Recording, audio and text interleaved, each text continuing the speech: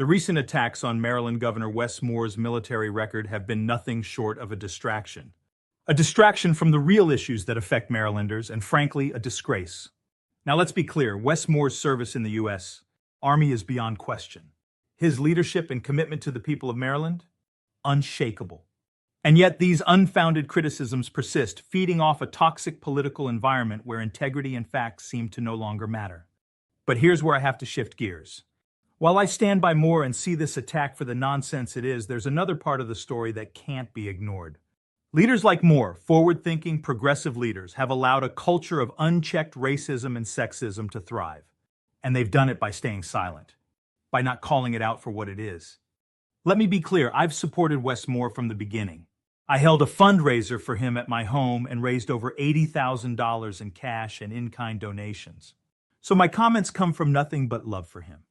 But the governor will tell you that he knows me well enough to know I will speak up, even if it costs me and my family dearly. That's what this is about, standing up for what's right, no matter the cost. If you don't believe in core values, you'll fall for anything. And that's exactly why we're facing what we are today. These attacks aren't just on Wes Moore, they're on justice itself. And that's how we end up with tyranny, by failing to challenge the forces that thrive on division and inequality.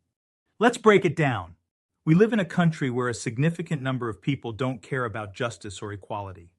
No, what they care about is their version of just us, protecting their own narrow interests while pushing back against any kind of progress.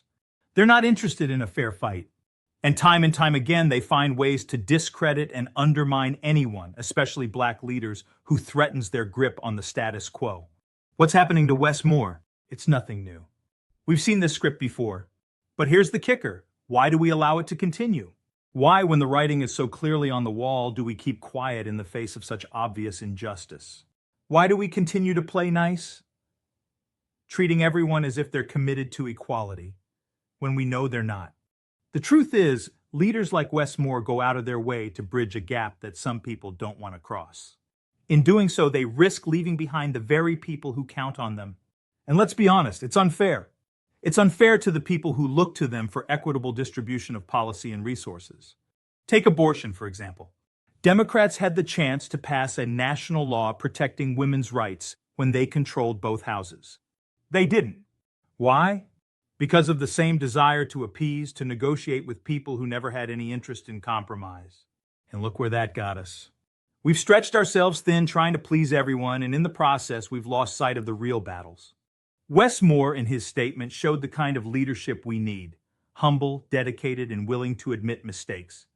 But the bigger issue here is that we can't afford to let leaders like Moore underestimate the size of the gap between progressives and those clinging to the past. That gap can't be closed with goodwill alone. At the end of the day, the attacks on Wes Moore's record won't shake him. But here's the real question. How long will we allow the real enemy, racism, sexism, inequality, to go unchallenged because we're too busy trying to appease? Leaders like Wes Moore must realize not everyone is playing by the same rules. Some people aren't interested in justice for all, just justice for themselves. It's time to stop playing nice and start calling it what it is. If we truly want to move forward, we have to be willing to confront these forces head on. Wes Moore and leaders like him must lead that charge.